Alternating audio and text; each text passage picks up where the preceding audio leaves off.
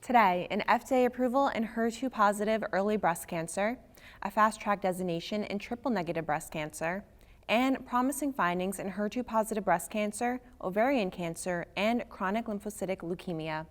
Welcome to Enclave News Network. I'm Gina Columbus.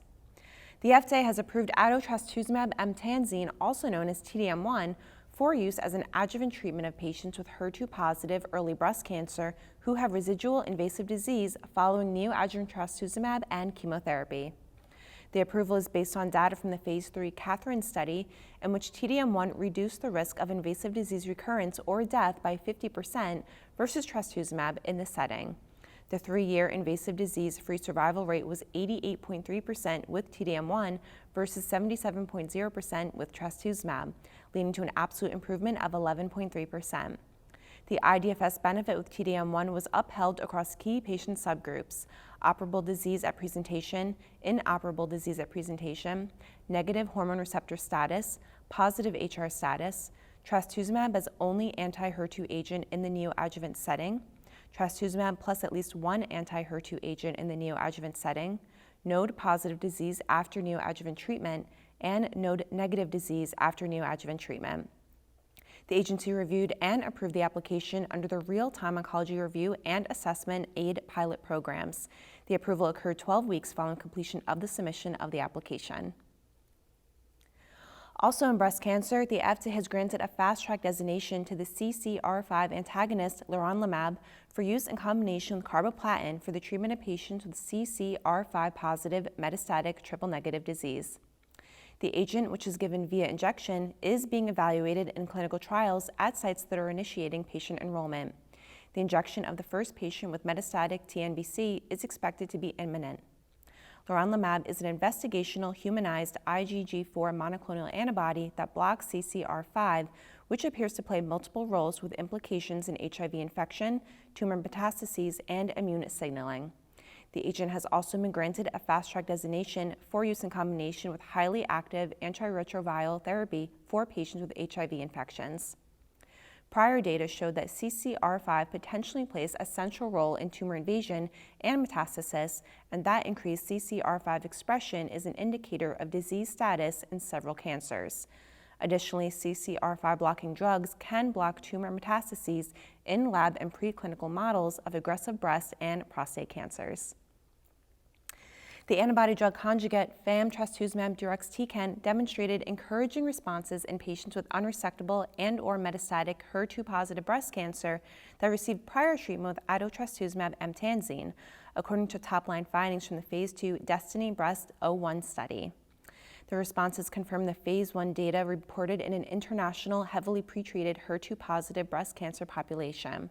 The safety and tolerability findings were also consistent with prior results of this agent. These phase 2 results will be the basis for a biologics license application that will be submitted to the FDA in the second half of 2019. The FDA previously granted trastuzumab deruxtecan a breakthrough therapy designation in August 2017 for the treatment of patients with HER2-positive, locally advanced, or metastatic breast cancer who have been treated with trastuzumab and pertuzumab and have disease progression on TDM1. The designation was based on preliminary data from an ongoing phase 1 study, which showed promising activity and tolerable safety with the ADC in patients with HER2-positive and expressing cancers. Updated results of Part 2 of the phase 1 study included 115 patients who received at least one dose of trastuzumab deruxtecan, of which 111 were evaluable for confirmed response. Patients enrolled on this part of the study had a median 7 lines of prior therapy. Data showed that the overall response rate was 59.5% and the disease control rate was 93.7% with trastuzumab deruxtecan. Additionally, the median duration of response was 20.7 months, the median progression-free survival was 22.1 months, and the median overall survival has not yet been reached in the trial. In ovarian cancer, the antibody-drug conjugate mirvetuximab soravtansine demonstrated a favorable benefit-risk profile in a pre-specified subset of patients with folate receptor alpha-positive disease, following a comprehensive analysis of the phase 3 FORWARD-1 trial. The news follows the company's March 2019 announcement that mirvetuximab soravtansine missed the study's primary endpoint of progression-free survival versus chemotherapy in patients with folate receptor alpha-positive platinum-resistant ovarian cancer and in the overall patient population. Although PFS was longer with mirvetuximab soravtansine in the pre-specified high folate receptor alpha-positive subgroup, it was not enough to reach statistical significance as per a pre-specified statistical analysis plan. There was also no significant difference in PFS in the overall study population. ImmunoGen, the developer of the antibody-drug conjugate, stated in the press release that it also plans to meet with the European Medicines Agency regarding conditional marketing authorization for mirvetuximab soravtansine in this setting. Results of an expansion cohort of the phase 1/2 FORWARD-2 trial, which is exploring the combination of mirvetuximab soravtansine plus bevacizumab in patients with platinum-resistant advanced epithelial ovarian, primary peritoneal, or fallopian tube cancer, will be presented at the 2019 ASCO annual meeting. Acalabrutinib demonstrated a statistically significant and clinically meaningful improvement in progression-free survival versus the combination of rituximab and either idelalisib or bendamustine in patients with previously treated chronic lymphocytic leukemia, meeting the primary endpoint of the phase 3 ASCEND trial. Additionally, the safety and tolerability data were consistent with the known adverse event profile of the BTK inhibitor. Due to these interim data, the trial will end early and full findings will be presented at an upcoming medical meeting. Recent phase 2 data highlighted the benefit with acalabrutinib in both patients with newly diagnosed and relapsed refractory CLL. In the open-label study, patients achieved ORRs as high as 100% with either of the 2 doses of acalabrutinib. Moreover, the phase 3 ELEVATE-TN trial is comparing the efficacy of obinutuzumab and chlorambucil, acalabrutinib plus chlorambucil, or acalabrutinib alone in treatment-naive patients with CLL. This week, we sat down with Dr. Tiffany Traina of Memorial Sloan Kettering Cancer Center to discuss potential evolutions in the triple-negative breast cancer paradigm. The results of IMpassion130 actually open up many more questions in the management of advanced triple-negative breast cancer. For the 40% of patients that have PD-L1 positive tumors who may go on to receive first-line nab-paclitaxel atezolizumab, it is unclear what the optimal second, third, and further line therapy should be. Our go-to drugs often are not just taxanes, but platinums. And so a remaining question that we hope to see answered with some upcoming trials are other partner chemotherapy drugs, like platinums, like eribulin. Another clinical question is what to do for our patients who recur within 12 months of their early diagnosis. Those patients would have been excluded from IMpassion.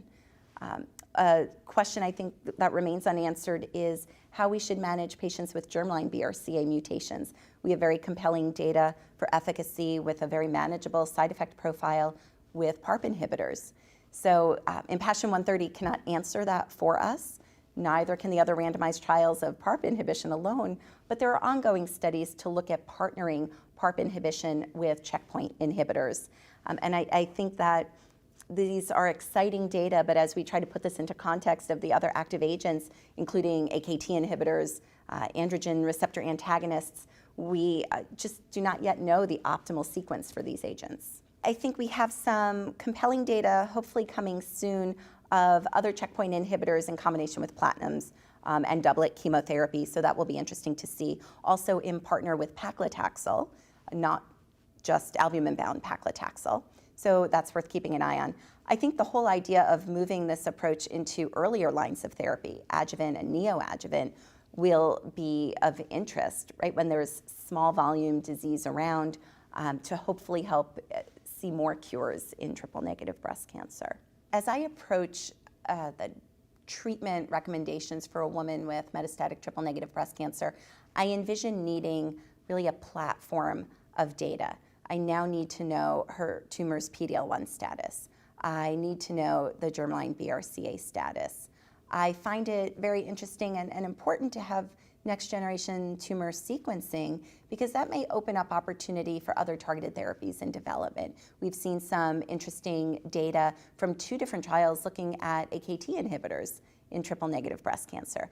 So I think having this platform to characterize the triple-negative breast cancer is really important. Additionally, right now, androgen receptor testing by IHC is really the testing modality that we have available, but that is hopefully a surrogate for this luminal AR subtype, in which case that opens up even additional avenues for treatment.